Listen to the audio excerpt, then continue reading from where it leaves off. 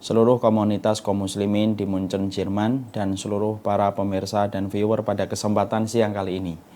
Walaupun kita berada pada waktu yang sebenarnya agak kurang kondusif untuk belajar karena banyak di antara kita yang mulai terserang dengan rasa ngantuk, tapi ternyata kita masih berusaha kuat dan berupaya dengan tekad yang kuat untuk membuka mata kita. Dan kita duduk pada majelis ilmu secara virtual, tentunya kita harus paham setiap amal ketika disertai dengan besarnya pengorbanan itu akan menghasilkan pahala yang lebih besar. Inna idhamal jazai ma idhamil bala. Besarnya pahala itu disertai dengan besarnya cobaan. Dan tentunya yang memberikan kekuatan bagi kita sampai kita bisa melakukan apa yang kita selenggarakan pada kesempatan siang kali ini, semua itu terselenggara karena Allah yang memberikan pertolongan. Bukan karena hebatnya kita selaku manusia, bukan karena hebatnya kita di dalam menampak jalan keimanan, tetapi karena hebatnya Allah menjadi Rabb yang kita bergantung kepadanya dalam segala urusan. Sesungguhnya rukuk kita, sujud kita, duduknya kita pada majelis ilmu tidak terselenggara disebabkan kemampuan kita dan kepintaran serta kekuatan kita. Tidaklah ini terselenggara kecuali satu, karena Allah selalu menolong hamba yang beriman. Itulah yang termaksud dan terkandung pada ayat yang kita baca pada satu harinya 17 kali ketika kita mengatakan dan ketika kita membaca iyyaka na'budu wa iyyaka nasta'in. Kepadamu ya Allah kami menyembah dan kepadamu kami meminta pertolongan. Dan inilah yang menjadikan kita akhirnya menyadari kalau seluruh ibadah kita merupakan bagian dari pertolongan Allah. Tidak perlu ada ujub, tidak ada yang perlu merasa bangga, tidak ada yang perlu merasa jumawa atas semua pencapaian ibadah yang telah kita lakukan. Sungguh hebatnya kita dalam ibadah karena hebatnya Allah ketika menolong kita. Kepada Allah kita bersyukur atas pertolongan ini dan semoga kita senantiasa dipertolongan, senantiasa diberikan pertolongan oleh Allah dalam setiap malam kita, dalam setiap berdiri kita, dalam setiap harta yang kita miliki, dalam setiap pertemuan kita dengan orang-orang yang beriman. Semoga kita dikuatkan dengan pertolongan supaya kita mendapatkan keberkahan dan keridhaan dari Allah Subhanahu wa taala. Kepada Allah kita bersyukur dan kepada Allah kita menggantungkan segala urusan kehidupan kita dan semoga Allah tidak meninggalkan kita walaupun sekejap mata. Seluruh komunitas kaum muslimin di Munchen dan seluruh para pemirsa yang semoga Allah rahmati, tentunya tidak layak saya menyampaikan apa yang menjadi tema pada kajian ini sebelum saya meminta maaf atas keterlambatan kita pada kajian virtual siang ini. Qadarullah ada satu keluarga yang menjadi keluarga saya yang sedang membutuhkan sesuatu sehingga saya harus memberikan waktu sebentar kepada keluarga tersebut dan semoga setiap jamaah yang telah bersusah payah untuk menunggu sampai terlambat sekitar 15 menit lebih, insya Allah akan mendapatkan tambahan keberkahan dan juga mendapatkan tambahan pahala insya Allah. Kita akan membahas tentang sebuah kajian adalah what you should know about akhirah, yaitu adalah apa yang harusnya kita ketahui tentang perkara akhirat. Mengapa kita mengambil tema ini untuk menjadi tema bersambung yang nanti kita akan kaji secara terus-menerus, yaitu berbicara tentang urusan akhirat. Karena sesungguhnya kita mengambil tema ini berangkat dari sebuah kenyataan yang sering terjadi pada diri kita. Kadang-kadang kita sering memikirkan hidup yang enak, tetapi kita terkadang lupa bagaimana memikirkan mati yang enak. Kadang-kadang kita sering memikirkan bagaimana kehidupan kita di atas tanah, tapi kita lupa bagaimana memikirkan kehidupan kita di bawah tanah ketika kita dimasukkan ke liang lahat. Berangkat dari fenomena yang semacam itu yang sering datang dan sering hadir pada teras kehidupan hati kita, kita ingin sekali bahwasanya kehidupan kita harusnya bukan hanya berkonsentrasi memikirkan hidup yang enak, tapi sejatinya kita harus berkonsentrasi pula bagaimana memikirkan mati yang enak yang mendapatkan keridhaan dari Allah. Harusnya bukan hanya kita berkonsentrasi dari apa yang menjadi kehidupan kita di atas tanah, tapi sejatinya kita juga harus memikirkan bagaimana kehidupan kita ketika di bawah tanah, ketika kita memejamkan mata dan berkalang di dalam kubur. Inilah yang menjadikan kita memahami orang yang beriman itu berbeda dengan orang kafir ketika mereka memandang kematian. Orang kafir ketika memandang kematian maka sesungguhnya dia merasa telah selesai dari semua aktivitas senang-senangnya dan hura-huranya. Itulah orang kafir yang mereka menolak untuk beriman kepada Allah. Orang yang beriman itu justru sebaliknya. Kita ataupun orang yang beriman adalah orang yang mencari kehidupan di balik kematian. Karena kita paham bahwasanya kita kehidupannya bukan hanya sejatinya ketika kita menarik nafas, tapi sejatinya kehidupan kita akan berlanjut pada kehidupan setelah kita diwafatkan oleh Allah, dan itu akan tersambung pada episode yang panjang dan beruntung sampai nanti akhir dari semua langkah kita, yaitu menuju surga atau menuju kepada neraka. Dan inilah yang menjadikan kita akhirnya ingin membahas tentang perkara akhirat, supaya kita selalu mampu menjadikan perkara akhirat itu ada di depan pelupuk mata kita. Karena siapapun yang mereka telah menjadikan akhirat itu di pelupuk matanya, semakin sering dia memikirkan akhiratnya, semakin sering dia membicarakan akhiratnya, maka semakin rendah nilai dunia yang hakikatnya akan mereka tinggalkan. Tapi ingat, untuk saya, semakin sering kita membicarakan kehidupan, semakin sering kita membicarakan tentang dunia, maka semakin rendah nilainya akhirat yang akan sejatinya kita datangi. Dan itulah yang menjadikan kita sekali lagi pengen sekali membahas tentang urusan akhirat. Karena poin yang pertama, kenapa kita harus tahu tentang urusan akhirat kita?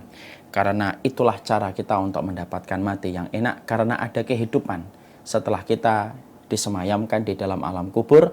Pada saat itulah ada kehidupan-kehidupan yang berjalan, yang tidak sama dengan kehidupan kita di atas muka bumi. Tentunya alasan yang kedua, kenapa kita memilih tema ini untuk kita kaji dan kita pelajari. Karena kita paham bahwasanya perjalanan kita bukan hanya di dunia, tapi perjalanan kita ada dua. Perjalanan yang pendek dan perjalanan yang panjang. Safar yang qorib dan safar yang ba'id. Safar yang qorib itu mana? Safar yang qorib adalah perjalanan pendek ketika kita hidup di dunia. Kita pindah dari satu tempat ke tempat yang lainnya, dari satu wilayah ke wilayah yang lainnya. Maka itu disebut dengan safar yang pendek. Kenapa disebut dengan safar yang pendek? Karena kita mampu menentukan estimasi waktunya dan jaraknya. Kalaupun kita ke Amerika itu pendek, karena berapapun lamanya masih bisa dihitung dengan angka. Kita pergi ke kutub utara, walaupun lama masih bisa dihitung dengan hitungan-hitungan duniawi. Makanya itulah yang disebut dengan safar yang pendek. Tapi safarnya kita, safarnya antum dan saya itu bukan hanya safar yang pendek. Ada safar yang kedua, yaitu yang disebut dengan safarun ba'id, yaitu adalah perjalanan kita yang panjang. Kapan perjalanan panjang itu? Perjalanan panjang itu adalah dimulai ketika seorang manusia menutup mata, ketika dia berkalang tanah, ketika gumpalan-gumpalan tanah liat menimbun tubuhnya dan fisiknya ketika dia dikuburkan. Pada saat itulah perjalanan panjang dimulai. Kenapa perjalanan kita setelah kematian disebut dengan perjalanan yang panjang? Karena kamu tidak mampu menentukan estimasi waktunya. Karena kamu tidak mampu menentukan kapan estimasi jaraknya yang akan ditempuh pada perjalanan yang panjang. Dan pada urusan perjalanan panjang itulah harusnya kita mempersiapkan diri. Bukankah kita sering berkomentar, kalau ada orang yang akan melakukan safar, lalu dia tidak mempersiapkan yang harusnya dia persiapkan dalam setiap travel dan setiap safar yang dia rencanakan, kita akan berkata, naifnya kamu ketika kamu akan pergi ke tempat yang jauh tapi kamu tidak mempersiapkan. Bukankah begitu? Kita mendapati ada teman kita ingin pergi ke Jerman, tapi dia tidak mempersiapkan apa yang akan dibutuhkan dia di Jerman. Maka pasti kita akan berkata, naifnya kamu akan traveling sampai ke Jerman tapi kamu tidak persiapkan apapun. Bukankah kita sering berkomentar sama teman kita yang akan berangkat ke Jepang, lalu dia tidak mempersiapkan bekal yang harusnya dia persiapkan sebelum berangkat ke Jepang? Kita berkata, lucunya kamu akan traveling ke tempat yang jauh di negeri Sakura, tetapi kamu tidak mempersiapkan apa-apa. Tahukah kita, ada orang yang jauh lebih naif dari dua orang yang tadi kita sebutkan. Orang yang lebih naif adalah orang yang bukan saja ketika dia mau traveling ke Jerman dan Jepang tidak mempersiapkan bekal. Tapi orang yang lebih naif adalah orang yang akan menuju kepada kematian tetapi dia tidak mempersiapkan apapun sebelum kematian itu pintunya akan dia lewati. Ada satu pintu yang akan dilewati oleh manusia, siapapun mereka, besar ataupun kecil, tua ataupun muda, kaya ataupun miskin, di kota ataupun di kampung. Dan pintu itu adalah pintu kematian yang akan mempertemukan kita dengan garis start, yaitu kehidupan kita di alam barzah yang sifatnya panjang sampai menuju kepada muaranya dalam kehidupan di akhirat. Makanya persiapan untuk menuju pada safar yang panjang tidak sama pada persiapan ketika kita menuju pada safar yang pendek. Perjalanan kita pada safar yang pendek membutuhkan tas, membutuhkan visa, membutuhkan paspor, membutuhkan alat mandi, membutuhkan sisir, dan segala macam yang kita butuhkan pada setiap perjalanan. Itulah sifat yang dibutuhkan pada travel, pada safar-safar pendek yang kita lewati ketika di atas muka bumi. Tapi persiapan kita pada persiapan safar yang panjang, traveling yang panjang, yaitu adalah traveling yang akan kita lewati ketika nanti melewati kematian. Tentunya tidak sama dengan persiapan yang dibutuhkan pada safar yang pendek. Kita butuh ilmu. Kita butuh ilmu yang menumbuhkan rasa ketakutan kita. Supaya ketika tumbuh rasa takut kita, ketika faham betapa panjangnya urusan akhirat yang akan kita tempuh, takutnya kita kepada urusan akhirat akan menjadikan kita dekat dengan Allah. Itulah bedanya takut kepada tempat akhirat dengan tempat di dunia. Kalau kita takut pada satu tempat di dunia, kita akan berusaha menghindari tempat itu. Bukankah banyak orang yang takut pantai, maka dia tidak mau ke pantai ketika trauma dengan tempat yang bernama pantai. Banyak orang yang trauma dengan pegunungan dan dia itu trauma dengan pegunungan dan tidak mau datang ke pegunungan. Banyak orang yang trauma dengan tempat dingin, dia tidak mau lagi ke tempat dingin dan hanya maunya pergi ke pinggir pantai. Banyak macam-macam. Tapi yang jelas takutnya manusia kepada satu tempat menjadikan manusia akan menjauh dari tempat yang dia takutin. Beda takutnya orang kepada urusan akhirat itu, sesungguhnya ketakutan pada urusan akhirat itu akan menjadikan manusia justru mendekat kepada perkara akhirat itu dan mempersiapkan yang terbaik sembari dia menganggap kehidupan dunia itu hanyalah sekedarnya. Siapapun yang takut dengan adab kubur, maka dia mengambil bekal dalam perkara-perkara yang bisa menyelamatkan dia dari adab kubur. Siapapun yang ketakutan dengan padang mahsyar, siapapun yang ketakutan ketika nanti mizan ditegakkan dalam pengadilan Allah yang menegangkan, maka dia akan mengambil sikap apa amal yang dilakukan supaya dia selamat pada pengadilan detailnya Allah pada pengadilan akhirat. Karena takutnya manusia pada kehidupan akhir dan takutnya manusia pada kehidupan di akhirat, itu akan menjadikan manusia mendekat kepada perkara itu. Maka inilah yang menjadikan kita memahami, kita ingin bahas apa sih yang harusnya kita tahu dalam perkara-perkara akhirat kita, yang kita kaji dengan ilmu, yang kita pelajari dengan kabar yang datang dari Allah dan Rasulnya, supaya pikiran kita tidak hanya tersibukkan dengan barang, supaya pikiran kita tidak hanya tersibukkan dengan sesuatu yang belum kita jangkau dan belum kita miliki, supaya pikiran kita tidak hanya tersibukkan pada perkara material yang sejatinya akan kita tindak, yang sejatinya kita akan tinggalkan ketika kita menutup mata, tapi supaya pikiran kita sibuk dalam perkara akhirat, karena orang yang besar itu selalu memikirkan yang besar. Dan memikirkan yang besar itu bukan merek barang, branded yang dia inginkan. Tapi memikirkan yang besar itu memikirkan tentang sesuatu besar yang akan terjadi. Dan perkara besar itu adalah kehidupan akhirat yang akan Allah tegakkan dalam kehidupan kita ketika semua sudah sampai pada waktunya. Makanya inilah yang menjadikan kita mempelajari tentang what you should know about akhirat. Kita apa sih yang kita harus tahu tentang akhirat ini? Karena sesungguhnya kita ingin sekali dalam urusan akhirat yang kita pelajari, akhirnya menjadikan kita mengambil bekal supaya kita mendapatkan ketenangan, mendapatkan keselamatan ketika kita takut kepada perkara akhirat. Karena sesungguhnya orang yang takut kepada akhiratnya, maka dia akan mendekat kepada seluruh perkara yang bisa menyelamatkan dia dalam perkara akhirat. Ingat, Allah berfirman dalam hadis qudsi. Apa itu? Hadis qudsinya berfirman, aku tidak mungkin menimpakan 2 kali aman kepada manusia dan aku tidak mungkin menimpakan 2 kali takut kepada manusia. Maksudnya gimana ya hadis itu, Ustaz?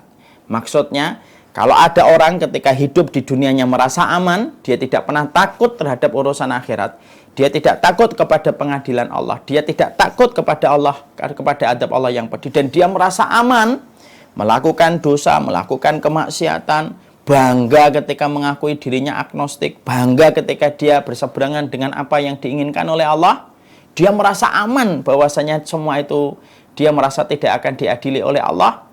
Orang yang sudah merasa aman berarti dia tidak mungkin merasa aman di akhirat. Apa? Karena rasa aman di dunia itu hanya sekali. Kalau sudah merasa aman di dunia, berarti tepat ketika dia meninggal dunia akan merasa ketakutan. Kenapa? 2 kali takut itu tidak mungkin, 2 kali aman itu tidak mungkin. Makanya dia tepat ketika meninggal dunia, ketika orang itu sudah merasa aman di dunia, lalu tidak pernah peduli tentang apapun adab Allah, tidak pernah peduli tentang apapun yang akan menjadi pengadilan Allah yang mencekam, tidak pernah peduli tentang interogasi Allah yang detail, tepat ketika mati dia ketakutan. Tahukah kita apa yang diucapkan oleh mayit ketika dibawa ke liang lahat, ketika dalam kondisi di dunianya tidak pernah peduli tentang ayat-ayat Allah? Dia akan berkata di atas jenazah, perkataannya itu didengarkan semua makhluk kecuali adalah jin dan manusia. Dia berkata, ya wailaha, aina tadhabuna biha. Ya Allah, celaka kalian itu yang mengangkat ini. Kalian itu membawaku kemana? Dan dia begitu ketakutan ketika baru dibawa ke liang lahat. Padahal di liang lahat itu, dia akan bertemu dengan semua pembangkangan dia ketika dulu merasa aman dari adabnya Allah ketika di dunia. Aman di dunia, ketakutan di akhirat. Sebaliknya, kata Rasulullah dalam hadis qudsi itu, siapapun yang merasa takut kepada Allah, ketika akan melakukan sesuatu, dia menahan dirinya. Ketika akan melakukan sesuatu, dia menahan perbuatannya. Sampai tumbuh rasa takutnya di dalam kehidupan dunia untuk tidak melampiaskan semua yang diinginkan oleh hawa nafsunya. Orang yang sudah takut kepada Allah di dunia, dia akan tenang. Dia akan merasa aman tepat ketika meninggal dunia. Kenapa? Rasa takutnya sudah dihabiskan ketika di dunia. Makanya orang-orang yang selalu takut kepada Allah, orang-orang yang selalu merasa takut terhadap urusan akhirat, ketika mereka meninggal dunia, lalu dipindahkan dari papan di rumahnya untuk dipindahkan di atas kerandanya. Kalau dia adalah orang yang takut kepada Allah di dunia, takut pada Allah sampai dia bangun malamnya, takut kepada Allah sampai menampik yang haram, takut kepada Allah ketika dia menceraikan harta yang haram dalam kehidupannya, maka tepat ketika meninggal dunia di atas keranda dia akan berteriak dengan senyuman. Ya. Apa yang kemudian dia katakan kepada para pemikul yang membawanya yang berjumlah 4 orang di atas pundaknya. Qaddimuni, qaddimuni. Ayo cepat jalannya supaya aku cepat bertemu dengan liang lahatku untuk bertemu dengan amal yang telah aku lakukan dan telah aku kerjakan. Inilah yang menjadikan kita akhirnya memahami, Masya Allah, kita kenapa harus membahas tentang urusan akhirat, Ustaz? Kenapa ini akan menjadi serial beruntun yang kita akan bahas ke depannya ketika kita membahas tentang urusan akhirat kita? Simpel dan sederhana, supaya kita takut. Dan orang kalau sudah takut di dunia, berarti akan aman dan tenang ketika mati, setelah dia sudah menghabiskan rasa takutnya di dunia. Takut melihat yang haram, takut mengambil yang haram, akan berakibat manis, tenang dan amannya dia ketika meninggal dunia. Dan itulah yang menjadikan kita paham, menumbuhkan rasa takut tidak bisa instan. Menumbuhkan rasa takut itu harus dipupuk dengan ilmu, disirami dengan nasihat, kemudian dipelihara dengan kita bertemu dengan orang solih, supaya tumbuh rasa takutnya kita kepada Allah. Dan kita membahas what you should know about akhirah, supaya kita memahami tentang ketakutan kita yang hari ini takut kepada Allah dan takut kepada perkara gaib menjadi sesuatu yang sifatnya mahal. Dan itu yang kedua, kenapa kita harus mempelajari tentang perjalanan panjang kita menuju kepada alam akhirat. Poin yang ketiga, kenapa kita harus membahas tentang tema ini, Ustaz? Poin yang ketiga adalah karena sesungguhnya mati yang barokah itu adalah mati ketika kita sebelum kematian itu datang menjemput kita, mencabut ruh dari jasad kita. Kita telah mengetahui ilmunya. Kita telah mengetahui kabarnya sebagaimana yang disampaikan oleh Allah dan Rasulnya. Ya, saya akan ambilkan sebuah perbandingan untuk menjadikan kita mudah memahami poin yang ketiga, kenapa kita harus membahas tentang urusan akhirat. Kalau ada orang sholat, 2 orang. Yang satu sholat hanya karena dia melaksanakan sholat itu disebabkan dia pernah melihat ibu dan bapaknya sholat, pernah melihat guru SD-nya yang mengajarkan dan mencontohkan dia sholat. Akhirnya dia sholat. Tapi dia tidak pernah pelajari bagaimana hukumnya. Dia tidak pernah pelajari bagaimana hukum, bagaimana seluk-beluknya tentang masalah sholat itu. Dan itu tidak sama kedudukannya dengan orang yang sholat yang kedua. Ketika dia sholat, dia pelajari hukumnya. Dia perhatikan detail bagaimana tentang sholat itu. Sampai dia kaji betul tentang bagaimana fikih dan tafsirnya setiap bacaan-bacaan sholat yang dia lakukan ketika dia melaksanakan sholat. Maka 2 ini ketika di hadapan Allah, mana yang lebih utama? Orang yang sholat dengan ilmu ditinggikan derajatnya oleh Allah lebih besar daripada orang yang sholat tanpa dia mengetahui ilmunya. Karena Allah itu pengen disembah dengan ilmu dan Allah tidak pengen disembah dengan kebodohan. Kalaulah sholatnya dua orang, yang satu berilmu, yang satu cuma mengandalkan pengamatan dan melihat, ternyata dibedakan oleh Allah ibadah dan pahalanya disebabkan karena effort dan prosesnya mereka itu berbeda. Sama, orang yang mati tapi tidak pernah dia tahu bagaimana urusan dia ketika meninggal dunia. Dia tidak paham bagaimana urusan barzah. Dia tidak mengerti bagaimana urusan mahsyar. Dia tidak pernah tahu urusan-urusan yang berkaitan tentang mizan ataupun sirat ataupun pembagian kitab. Kematiannya tidak sama dengan orang yang sebelum meninggal dunia. Dia kaji, dia pelajari. Semua tentang kehidupan akhirat yang akan dia lewati dan akan dia jumpai. Maka yang kedua jauh lebih utama daripada yang pertama. Dan itulah yang menjadikan kita ingin membahas ini. Kenapa? Karena sesungguhnya mengetahui tentang bagaimana jalan yang akan kita tempuh itu menjadikan kita diberikan keridhaan dan keberkahan pahala yang kita petik di sisi Allah. Dan kita ingin kapanpun kematian nanti datang untuk menyapa kita, setidaknya kita sudah tahu alur apa yang akan kita jumpai. Setidaknya kita sudah mengerti jalur-jalur mana yang akan sejatinya kita lewati. Supaya dengan itu Allah menolong kita. Karena Allah itu menolong orang yang berilmu pada kehidupan matinya. Karena sesungguhnya akhirat itu identik dengan ilmu sebagaimana ikan identik dengan airnya. Dan itulah 3 alasan yang ingin saya sharing terlebih dahulu. Karena mungkin ada di antara jamaah yang bertanya-tanya, kenapa kita harus mempelajari tema ini? Kenapa kita harus kaji tentang urusan akhirat? Kenapa kita harus pelajari bagaimana perjalanan kita? Karena perjalanan kita itu sejatinya tidak sependek yang kita bayangkan. Sejatinya perjalanan panjang ini tidak sesederhana yang kita pikirkan. Tapi sesungguhnya perjalanan kita panjang. Perjalanan kita jauh, tepat ketika kita telah meninggal dunia. Dan supaya kita memikirkan yang terbaik. Jangan hanya sibuk memikirkan apa yang ada di atas tanah, tapi lupa memikirkan kehidupan kita di bawah tanah. Jangan hanya sibuk memikirkan hidup yang enak, tapi lupa memikirkan mati yang enak. Karena ingat, urusan masa depan itu bukanlah terletak ketika kita berbicara di masa tua. Ketika sudah tumbuh uban kita, sudah mulai keriput kulit kita, sudah mulai bungkuk fisik kita. Bukan itu sejatinya masa depan. Masa depan itu adalah urusan akhirat ketika kita diberikan keselamatan dan diberikan kemudahan oleh Allah. Itulah sejatinya masa depan yang menjadi obsesi terbesar kehidupan kita supaya kita mendapatkan keselamatan. Nah, setelah kita mempelajari poin-poin apa yang menjadikan kita termotivasi untuk mempelajari tentang masalah urusan akhirat, mari kita membahas betapa panjangnya urusan akhirat yang akan kita lewati. Sesungguhnya kita paham kehidupan yang dilewati manusia itu sejatinya ada 4. Alam janin, alam dunia, alam barzah, dan alam akhirat. Ada 4 sejatinya yang akan kita lewati. Alam janin sudah kita lewati 9 bulan di kandungan ibu kita tercinta. Berlanjut pada kehidupan hari ini sampai kita masih diberikan nafas oleh Allah dan diberikan oleh Allah kesempatan untuk memperbaiki diri dan untuk bertambah ibadah kita. Ini kehidupan dunia kita.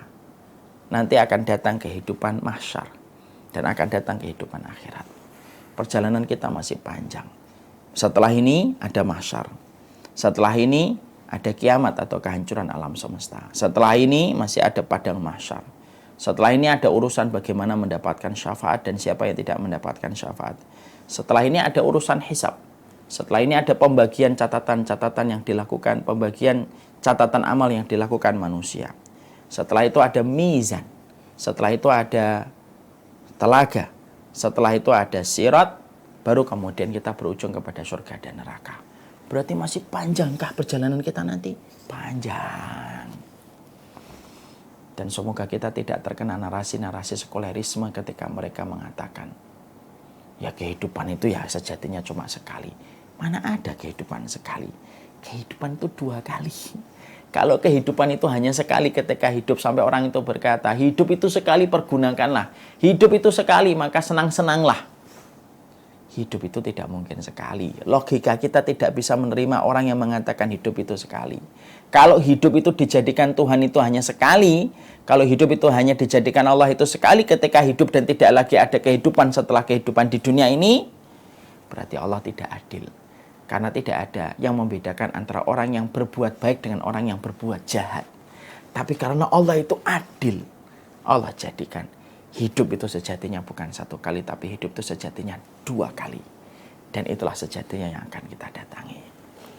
Setelah kita mengetahui tentang apa yang menjadi motivasi kita untuk mempelajari tentang masalah ini, mari kita membahas bahwasanya kita akan membahas proses kita ketika menuju kepada alam barzah. Tentunya kita harus paham kehidupan pertama setelah kehidupan kita di dunia pasti setiap manusia akan melewati alam barzah. Sejatinya manusia akan melewati alam barzah. Dan alam barzah itu kita harus mengerti alam yang dilewati oleh manusia menjadi terminal awal sebelum nanti terjadinya peristiwa sangkakala yang ditiup oleh malaikat Israfil ketika terjadinya hari kiamat. Maka ketika itu disebut sebagai alam mahsyar atau alam barzah, kita harus paham. Kenapa disampaikan? Maka kenapa alam yang menjadi terminal kita sebelum kita menuju kepada hari ditiupkannya sangkakala disebut dengan alam barzah. Masyarakat kita menyebutnya dengan alam kubur. Tetapi penamaan alam kubur dan alam barzah itu sama sejatinya. Karena barzah itu sifatnya. Kalau kita kembalikan kepada surat Al-Mu'minun ayat yang ke-100, tentunya kita paham. Tidaklah disebut dengan barzah kecuali dia itu adalah tembok yang tebal yang tidak bisa ditembus oleh apapun. Maka itulah yang disebut dengan barzah. Makanya sebagaimana dalam surat Ar-Rahman kita membaca marajal bahraini la yaltaqiyan bainahuma barzakhun la yabghiyan. Di dalamnya itu ada dinding pembatas yang tidak bisa untuk saling melewati. Yang dinamakan barzah itu sesuatu yang tidak bisa dilewati dan tidak bisa ditembus. Ketika mayat sudah meninggal dunia di dalam jenazah, dia tidak bisa balik pada kehidupan di dunia. Karena kondisi sekat dan dinding yang membatasi antara kehidupan dunia dengan kehidupan akhirat, dengan batasan itulah kenapa alam kematian kita dan alam kubur kita dinamakan dengan barzakh. Karena sejatinya manusia akan terputus seluruh keterikatannya dengan kehidupan dunia ketika dia sudah meninggal dunia. Makanya itulah yang disebut dengan alam barzah. Tentunya setelah kita memahami alam barzah berarti di situ kita menjumpai berarti alam barzah ini merupakan terminal yang akan dilewati oleh setiap manusia, pasti akan melewati alam kubur. Setiap manusia akan melewati terminal awal. Terminal inilah yang akan mempertemukan dia pada proses selanjutnya ketika mereka sudah berada pada terminal awal yang berada pada alam barzah. Makanya Masya Allah ya, Utsman bin Affan itu kalau beliau sedang mengingat kematian di samping kuburan beliau nangis. Kalau ditanya, kamu terkadang ketika mendengar surga dan neraka tidak menangis. Tapi ketika kamu mengingat tentang alam kubur atau alam barzah, tetapi kamu sering menangis, wahai Utsman bin Affan. Kenapa kamu kalau mengingat alam kubur justru menangis, ketika kamu mendengar surga dan neraka belum tentu menangis setiap saatnya? Pada saat itu, sahabat Utsman bin Affan radhiyallahu anhu kemudian berkata, sesungguhnya awwalu manzilatin min manazilil akhirah. Sesungguhnya alam barzah itu merupakan terminal awal dari perjalanan panjang kita menuju ke akhirat. Itu semuanya bermula di alam barzah. Fa'in naja, kalau dia selamat di terminal awal, fama aisara ba'dahu, fama ba'dahu aisar. Maka setelahnya menjadi lebih mudah. Tapi siapapun kalau di terminal awal, yaitu adalah alam kuburnya atau alam barzahnya, dia tidak selamat. Ketika dia tidak selamat, maka setelahnya menjadi lebih sulit dan lebih susah. Dan itulah mengapa seorang sahabat Utsman, kalau beliau sedang duduk di samping satu kuburan, beliau menangis karena ketakutan beliau terhadap alam barzah. Yang sejatinya alam barzah itu menjadi terminal awal. Makanya berangkat dalam riwayat dan asar yang disampaikan oleh sahabat Utsman, disitulah kita paham. Siapapun yang diselamatkan pada alam barzah ketika dia menjadi terminal pertama sebelum menuju kepada kampung akhiratnya, maka setelahnya akan menjadi lebih mudah. Tapi siapapun mereka ketika pada terminal awalnya, dia tidak selamat, maka urusannya menjadi susah dan menjadi sukar setelahnya. Ketika di terminal awal saja dia tidak selamat. Nah, itulah yang disebut dengan barzah. Tentunya kita paham, ketika setelah kita membahas barzah ini, kita harus mengerti bahwasanya proses manusia ketika di alam barzah itu kita harus paham. Sifatnya alam barzah ini harus kita ketahui. Banyak dari kita yang tidak tahu bagaimana sifat alam barzah. Lalu kita mengambil kesimpulan alam barzah itu sebagaimana 2x1 yang sering kita jumpai ketika penggali kubur menggali kuburannya. Maka memang betul itu adalah alam barzah. Tapi kita juga harus mengetahui sifat-sifat yang dikabarkan oleh Rasulullah SAW supaya kabar-kabar itu memberikan pencerahan bagi kehidupan iman kita ketika kita juga berjalan menuju kepada kematian. Maka sesungguhnya yang disebut dengan alam barzah itu tentunya alam barzah itu memiliki sifat bahwasanya dia dalam kondisi yang sempit. Jadi manusia itu ketika mereka dalam kehidupan di alam barzah, manusia itu nanti ketika dihantarkan pada alam barzahnya, sesungguhnya alam barzah itu adalah alam yang sangat sempit. Ya, sesungguhnya alam barzah itu adalah alam yang apabila kita menginjakkan kaki pertama kali, maka kita akan melewati sebuah celah yang sangat sempit untuk memasuki alam barzah. Makanya kemudian sebagaimana perkataan Rasulullah SAW ketika meninggalnya Sa'ad bin Mu'adz. Sa'ad bin Mu'adz itu salah satu sahabat besar dari kalangan Ansor. Salah satu sahabat yang dikabarkan oleh Nabi ketika meninggal dalam peperangan setelah peperangan Ahzab ketika dia mengepung Bani Quraidah. Maka kemudian menjadikan Allah itu ketika ridho dengan wafatnya Sa'ad bin Mu'adz, Allah kirimkan 70.000 malaikat. Dan ternyata arsy-nya Allah, tempat bersemayamnya Allah, itu arsy-nya itu berguncang ketika kemudian wafatnya Sa'ad bin Mu'adz. Lalu kemudian perhatikan, orang yang sesoleh ini, yang masuk Islamnya umur 30, meninggalnya umur 38. Yang saking solihnya sampai Allah kirimkan 70.000 malaikat. Saking solihnya kematiannya itu mengguncangkan arsy-nya Allah. Tapi perhatikan, apa yang dikatakan Rasulullah ketika meninggalnya seorang Sa'ad bin Mu'adz. Ketika meninggal habis peperangan ketika mengepung Bani Quraidah, Bani Yahudi yang berkhianat dalam perang Ahzab. Maka Rasulullah mengatakan, hadzal ladzi taharraka lahul arsyu wa futihat lahu abwabus sama wa syahidahu sab'una alfa minal malaikah laqad dhammatan summa furija anhu. Maka Rasulullah mengatakan, inilah Sa'ad bin Mu'adz yang kematiannya itu mengguncangkan arsy-nya Allah. Di mana ketika seorang Sa'ad bin Mu'adz itu meninggal dunia, pintu-pintu langit terbuka. Disaksikan bagaimana ruhnya seorang Sa'ad bin Mu'adz ketika diterbangkan ke atas langit menuju kepada arsy-nya Allah. Disaksikan 70.000 malaikat yang menyaksikan bagaimana perjalanan ruhnya seorang Sa'ad bin Mu'adz. Dan ketika dia melewati pertama kali alam barzah pada waktu malam pertama, dia melewati celah yang sangat sempit. Lalu celah itu dilonggarkan oleh Allah. Itulah alam barzah. Sifat alam barzah itu ternyata yang pertama itu dia memiliki celah yang sempit yang setiap orang akan melewati celah yang sempit itu. Baik dia beriman, baik dia tidak beriman, solih ataupun tidak solih, kafir ataupun munafik, besar ataupun kecil, tua ataupun muda. Maka siapapun akan melewati sempitnya celah itu ketika memasuki alam barzah. Masya Allah ya.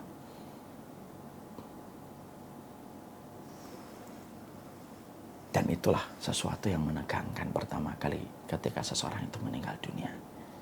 Tentunya kita paham, dalam banyak sekali video saya sudah sering menyampaikan.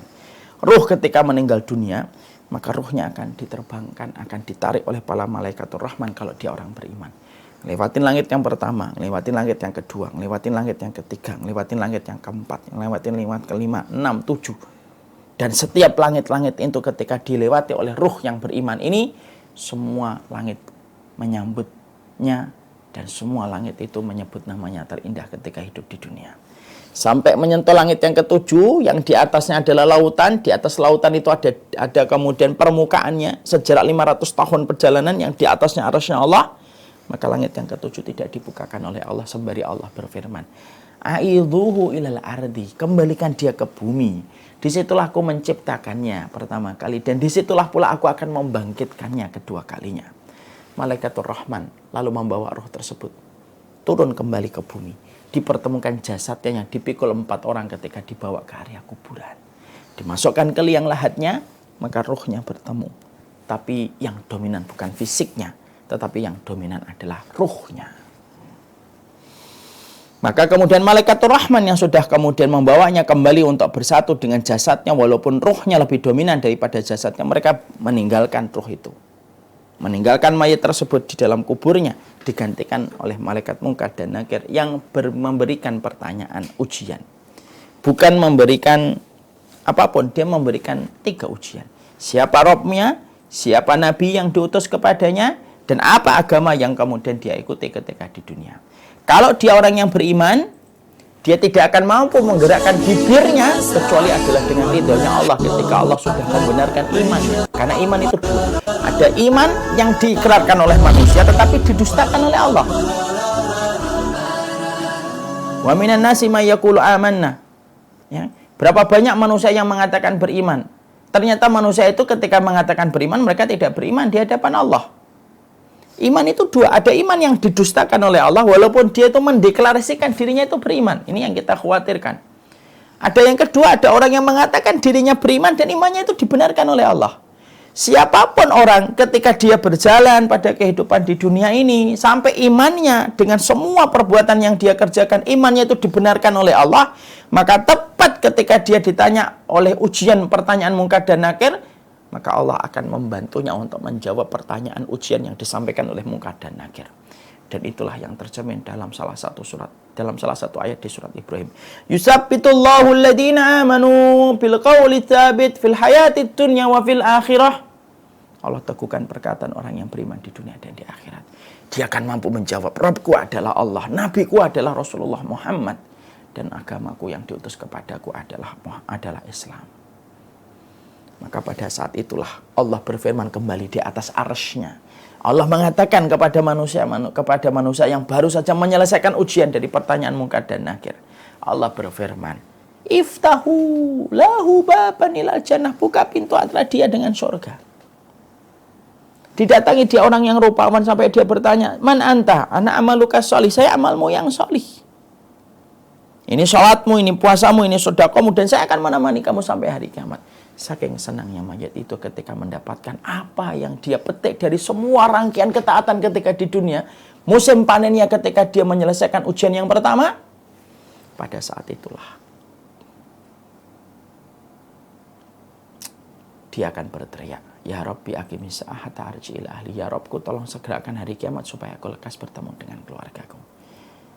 Maka setiap ruh ketika melewati alam barzah, dia ngelewatin celah yang sempit, betul.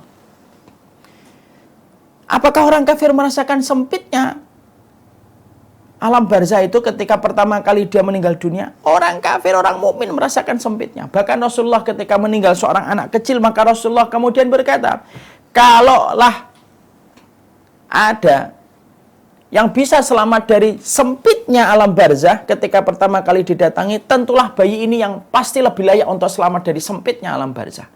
Dan ternyata seorang bayi pun dia juga akan merasakan sempitnya alam barzah ketika dilewati. Masya Allah ya.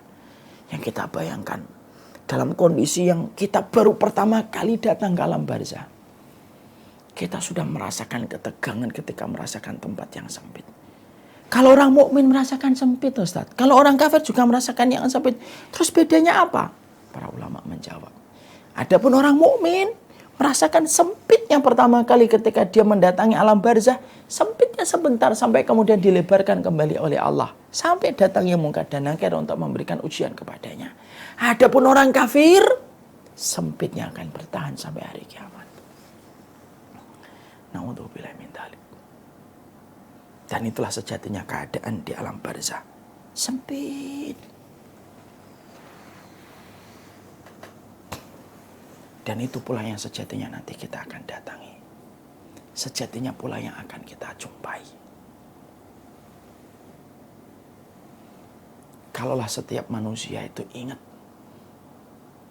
bahwasanya dia akan berjumpa dengan sempitnya alam barzah, Mungkin yang pingin dolimin orang berpikir 1000 kali.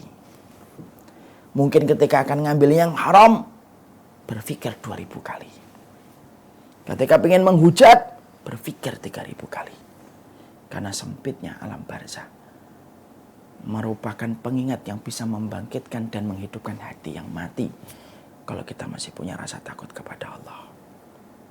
Kalaulah seorang Sa'ad bin Mu'ad, seorang sahabat Ansor, yang ketika meninggal dunia arasnya Allah berguncang, yang ketika meninggal dunia 70.000 malaikat itu ikut menjadi saksi atas wafatnya seorang Sa'ad bin Mu'ad, itu pun merasakan sempitnya alam barzah. Terus siapa dengan kita? Siapa dengan kita ini? Dalam perkara inilah harusnya manusia itu berpikir dan merencanakan planning yang detail supaya dia mampu melewati dalam kondisi yang diridhai oleh Allah. Itulah sempitnya alam barzah. Sifat yang kedua dalam alam barzah itu yang kedua, yaitu adalah mamlu'atu dzulmah. Mamlu'atu dzulmah itu gelap betul. Makanya kemudian dalam hadis riwayat Bukhari, inna hadhil qubura mamlu'atu dzulmatun ala ahliha wa inna Allah azza wa jalla yunawwiruha lahum bi sholati alaihim. Maka Rasulullah SAW mengatakan sesungguhnya kuburan ini dipenuhi dengan kegelapan yang sangat pekat bagi para penghuninya. Kemudian Allah kemudian meneranginya, menyinarinya dengan sholatku terhadap mereka atau dengan doaku kepada mereka. Artinya alam barzah itu kegelapan. Makanya ada yang terkadang salah paham ketika memahami hadis ini. Ada banyak orang yang sering memberikan wasiat kepada keluarganya. Jangan makamkan saya di waktu malam ya. Loh kenapa? Karena takut kesendirian nanti ditinggal di tengah alam barzah. Padahal setiap waktunya itu sejatinya memang alam barzah itu adalah gelap. Kecuali mereka-mereka yang telah memiliki bekal untuk mendapatkan penerangan pada alam kubur yang dia akan datangi dan dia jumpai. Makanya Masya Allah, betul ya kata para ulama. Orang itu kalau sering memikirkan mati, justru hatinya hidup. Tapi orang kalau mikir orang hidup terus, lama-lama hatinya akan mati dan redup.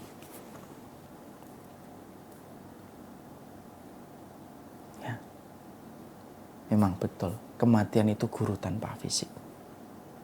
Memang betul, kematian itu guru tanpa raga. Memang betul, kematian itu guru tanpa bentuk yang sejatinya bisa melembutkan hati yang keras, yang sejatinya bisa melembutkan hati yang kasar. Kalau kita mengingat kematian dan apa yang akan kita hadapi setelah kita diwafatkan pada kehidupan di dunia ini. Alam barzah itu gelap. Alam barzah itu sempit. Alam barzah itu bagikan tembok yang tidak bisa ditembus dengan apapun. Maka disitulah kita akhirnya mengenali. Itulah yang disebut dengan alam barzakh. Alam yang sejatinya memberikan sebuah ketakutan bagi mereka yang senantiasa mendekat kepada Allah ketika mereka memikirkan tentang kematian.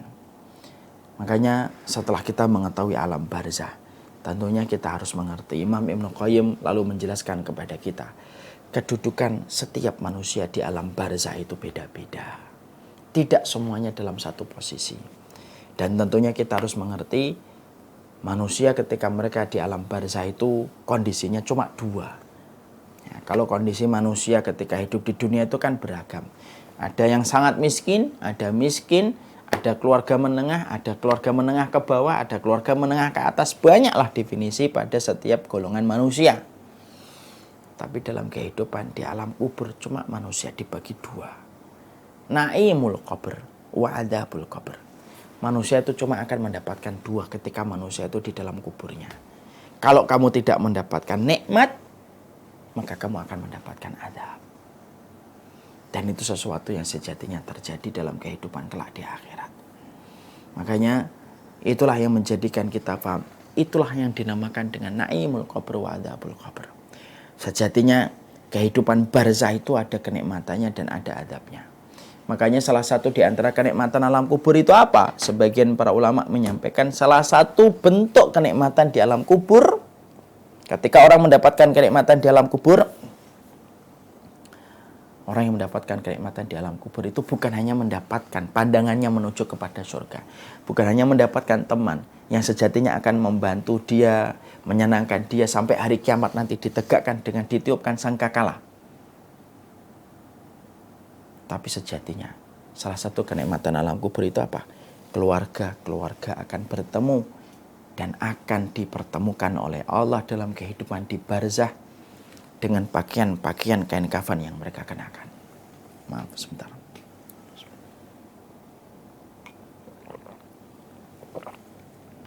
Ya.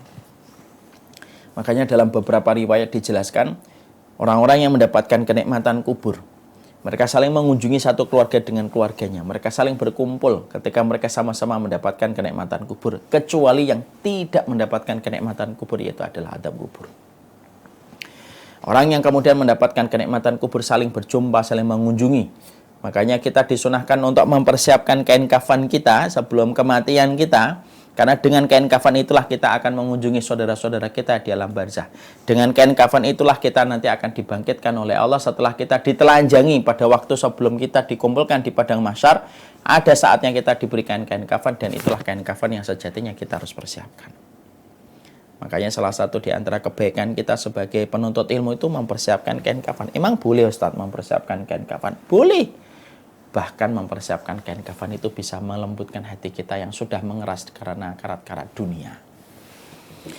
Dulu para ulama salaf, para ulama terdahulu itu, Masya Allah ya, kalau mereka itu ingin sekali melembutkan hati mereka, tidak ada yang mereka lakukan kecuali mengingat kematian. Dan menghadirkan kain kafan di pelupuk mata itu salah satu perkara untuk mengingatkan kematian. Kadang-kadang kalau hati kita sudah tumbuh keinginan untuk mendapatkan barang, itu menjadikan akhirnya mata kita, telinga kita, pikiran kita, akal kita tertuju pada barang yang belum kita miliki. Karena jarak antara kita dengan kebahagiaan itu setipis antara barang yang belum kita miliki. Kain kafan itu ibarat terapi, aromaterapi untuk mematikan kuatnya hawa nafsu ketika ingin memiliki barang yang sejatinya barang itu tidak terlalu bermanfaat untuk kita. Makanya mempersiapkan kain kafan itu boleh. Makanya para ulama dulu bukan hanya punya kain kafan. Ada yang pernah saya baca seorang ulama yang saya lupa namanya. Beliau itu sampai kemudian mempersiapkan liang lahat di belakang rumahnya. Kalau tiba-tiba sholat tahajudnya, sholat sunnahnya, tiba-tiba dia merasa futur dan merasa malas, dia langsung bergegas ke belakang rumahnya, dia tidur di liang lahat itu. Lalu dia berkata kepada dirinya, inilah tempatmu wahai jiwa yang malas untuk mendekat kepada Rabb yang menguasai alam semesta. Bangun dia dari tempat kubur itu, tumbuh rasa takutnya, tambah beribadah lagi kepada Allah. Boleh mempersiapkan kain kafan. Makanya alam barzah itu salah satu kenikmatannya apa? Dipertemukan dengan keluarga-keluarga. Misalkan bapak kita ketemu dengan nenek kita, ketemu dengan kakek kita. Kalau mereka sama-sama mendapatkan kenikmatan.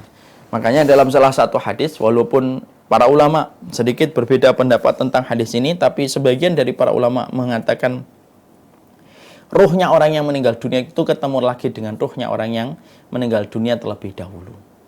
Karena Rasulullah mengatakan kalau ada ruh yang baru datang, lalu kemudian dia mendapatkan kenikmatan kubur, nanti akan didatangi dari keluarga-keluarganya yang telah lebih dulu meninggal dunia, yang juga sama-sama mendapatkan kenikmatan kubur. Maka keluarganya yang telah lebih dulu meninggal dunia akan bertanya kabar-kabar terbaru dari kehidupan yang baru saja dibawa sama orang yang baru datang. Mereka akan bertanya bagaimana fulan kabarnya, bagaimana fulan kabarnya, bagaimana fulan kabarnya, bagaimana fulan kabarnya.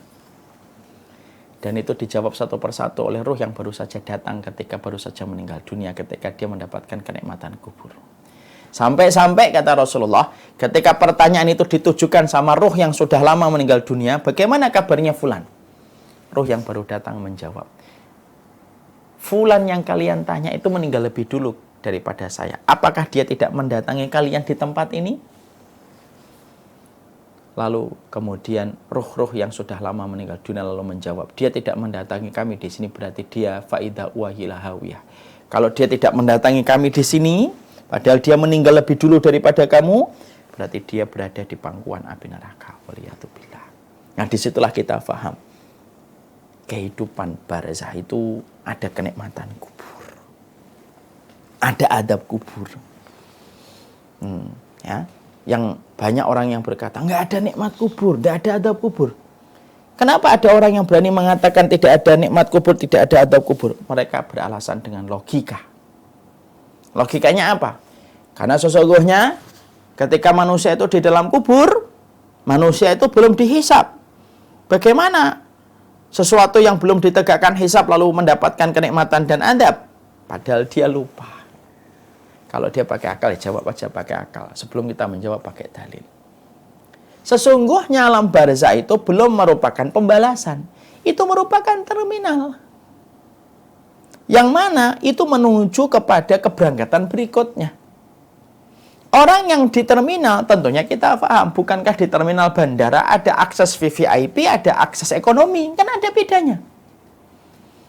Dan itu layaknya akses VVIP kalau orang mendapatkan kenikmatan kubur. Dan kalau mengingat ayat, banyak sekali dalil yang menerangkan tentang nikmat kubur dan adab kubur. Kalaulah nikmat kubur dan adab kubur hanya diterangkan dengan satu dalil saja, itu sudah cukup menjadi hujjah bagi kita. Nikmat kubur itu ada, adab kubur itu ada. Ustaz, kenapa Allah tidak perlihatkan kepada kita dari keluarga kita itu? Siapa yang dapat kenikmatan kubur dan siapa yang dapatkan adab kubur? Loh. Kalau keluarga yang telah mendahului kita, lalu kita diberitahu apakah keluarga kita yang mendahului kita itu mendapatkan kenikmatan kubur atau adab kubur.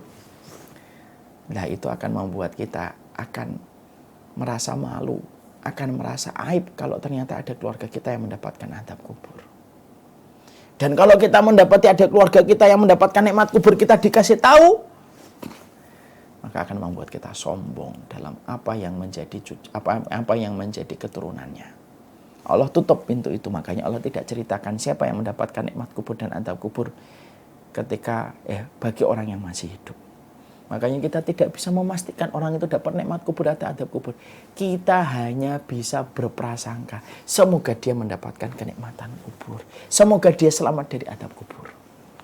Pertanyaan berikutnya, Ustadz, kenapa ya orang itu kok tidak bisa mendengar suara di dalam kubur? Entah yang mendapatkan kenikmatan, entah yang mendapatkan adab. Loh, kalau dijadikan telinga kita, frekuensinya mampu mendengar kekuatan ruh yang ada di dalam kuburannya, entah mendapatkan nikmat ataupun mendapatkan adab, tentunya tidak akan pernah kita tenang makan dan tidak akan pernah kita mampu tidur. Karena kita akan mendengar terus-menerus apa yang terjadi di dalam kubur. Makanya dulu para ulama salaf terdahulu itu, kalau mereka ngelewatin kuburan membawa kuda, keledai, sampai kuda mereka ketakutan keledai itu, mereka langsung berlindung dari adab kubur.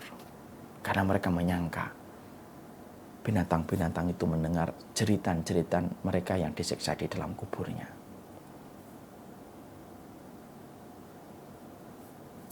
Na'udzubillah min dzalik. Pertanyaan berikutnya tentang adab kubur dan nikmat kubur itu adalah, yaitu adalah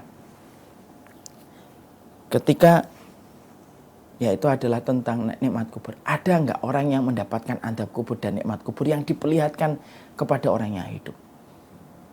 Sebagian ulama menjawab, ada beberapa nikmat kubur, ada beberapa adab kubur yang diperlihatkan oleh Allah untuk menjadi pelajaran orang yang hidup. Kadang-kadang kita temukan ada penggali kuburan yang tiba-tiba ketika habis menggali kuburan, tiba-tiba dia melihat sesuatu yang mengerikan. Bisa jadi memang kisahnya benar. Dan itu menambah keyakinan kita. Walaupun iman kita sudah mengimani bahwasanya di dalam kubur itu ada nikmat kubur dan adab kubur. Kadang-kadang kita pernah menjumpai sebuah kisah, bagaimana ada orang digali tiba-tiba tercium bau yang wangi di dalam kuburannya tersebut. Memang bisa jadi itu memang benar adanya, untuk menambah keyakinan kita bahwasanya nikmat kubur itu sejatinya ada. Makanya Masya Allah, saya teringat kepada sebuah kisah nyata yang diceritakan oleh seorang syekh dalam satu muhadharah. Satu muhadharah itu satu pertemuan ya, dalam pertemuan, satu muhadharah itu satu pertemuan kajian. Ada syekh besar itu, dia cerita tentang kakeknya. Kakeknya itu seorang ulama besar yang juga punya murid yang sangat terkenal. Lalu dia berkata begini, kakeknya itu pernah menceritakan tentang kisah seseorang yang menjadi ulama ketika usianya tidak lagi muda. Namanya Abdurrahman Al-Haffar. Syekh Abdurrahman Al-Haffar. Maka pada saat itu Syekh Abdurrahman ini sebelum dia menjadi ulama, dia pekerjaannya itu pekerjaan biasa, tukang gali kuburan. Sudah ratusan orang yang dia gali kuburannya. Sampai pada satu waktu dia didatangi oleh seorang perempuan yang dia tidak kenal dan meminta tolong kepadanya, tolong galikan aku kuburan untuk keluargaku yang meninggal dunia. Digalikan kuburan. Lalu tidak terlalu selang lama, kemudian datanglah keluarga wanita tersebut membawa jenazah yang tidak terlalu banyak orang ikut bertakziah kepada jenazah tersebut. Ketika jenazah mau diturunkan, Abdurrahman yang pekerjaannya adalah penggali kuburan itu, kemudian melihat satu kejadian yang dia membuat tercengang dan terpesona. Dia melihat bahwasanya di dekat liang lahat itu ada sebuah pemandangan yang sangat indah, betul sejauh mata memandang.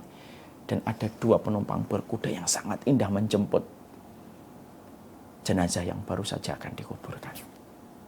Dia sampai kaget. Dan dia bertanya sama orang-orang di sekitar, dan tidak ada yang melihat kejadian itu kecuali dirinya. Dikuburkanlah jenazah itu dengan segenap pertanyaan yang dimiliki oleh Abdurrahman. Beberapa bulan kemudian datanglah perempuan itu kembali. Dia sudah mulai kaget. Perempuan ini yang pernah keluarganya saya lihat pemandangan yang sangat indah. Lalu perempuan itu meminta tolong galikan kembali untuk keluargaku. Digalikan kembali kuburannya. Dan ketika digalikan kembali, dia melihat sama persis sebagaimana kejadian beberapa bulan yang lalu ketika dia menjumpai pemandangan yang indah. Dan jenazah itu dijemput dua penumpang berkuda yang sangat indah. Sampai Abdurrahman ini pingsan. Ketika dia pingsan, bangun, bergegas dia mendatangi perempuan itu dan bertanya, kamu ini siapa? Dan siapa dua orang yang aku kubur itu? Kenapa aku melihat sesuatu yang tidak pernah aku jumpai seumur hidupku ketika aku menggali kuburan? Perempuan itu berkata, sesungguhnya yang kamu kuburkan adalah keluargaku. Yang pertama adalah anakku, dia adalah seorang penuntut ilmu. Dia adalah orang yang ulet, tekun, dan adalah orang yang ikhlas hidupnya ketika mencari ilmu. Yang kedua adalah saudaranya, yang pekerjaannya hanyalah najar. Najar itu tukang kayu. Tidaklah dia menjadi najar, tukang kayu, kecuali satu. Dia ingin mendapatkan upah. Dan semua upah itu diberikan kepada saudaranya untuk mencari ilmu. Masya Allah. Abdurrahman ketika mengetahui itu langsung tergerak. Saya harus mendatangi gurunya, anak kamu. Didatangilah seorang ulama besar. Disitulah dia belajar. Padahal usianya saat itu tidak lagi muda. Orang berkata, kamu sudah tua, sudah beruban, sudahlah tidak usah banyak belajar. Tapi orang itu berkata, saya ingin belajar, Syekh. Sampai akhirnya dia belajar. Dan akhirnya menjadi ulama besar. Namanya Abdurrahman Al-Haffar. Abdurrahman tukang penggali kuburan. Dia menjadi ulama karena dia menyaksikan salah satu bukti tentang nikmat kubur yang sejatinya ada. Nah, disitulah kita mendapati di alam barzah ada alam kubur, ada adab kubur. Dan salah satu kenikmatan alam kubur bertemunya kita dengan keluarga kita. Bagaimana keadaan ruh, Ustaz? Nah, inilah yang akan kita bahas pada pertemuan kita selanjutnya. Masih panjang perjalanan kita, perjalanan serial What You Should Know About Akhirat. Ini adalah perjalanan panjang kita untuk membahas tentang urusan akhirat kita. Karena kita paham, semakin memikirkan akhirat, semakin rendah nilai dunia. Semakin memikirkan dunia, semakin remeh nilai akhirat. Na'udzubillahi min dzalik. Barakallahu fikum. Ini baru part 1. Kita akan lanjutkan part 2, part 3, part 4, berlanjut terus.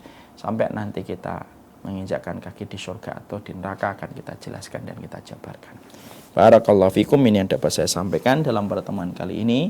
Semoga keberkahan menghangatkan dan melapisi kepada semua keluarga-keluarga muslim di komunitas Munchen dan kepada semua pemirsa pada kesempatan hari ini.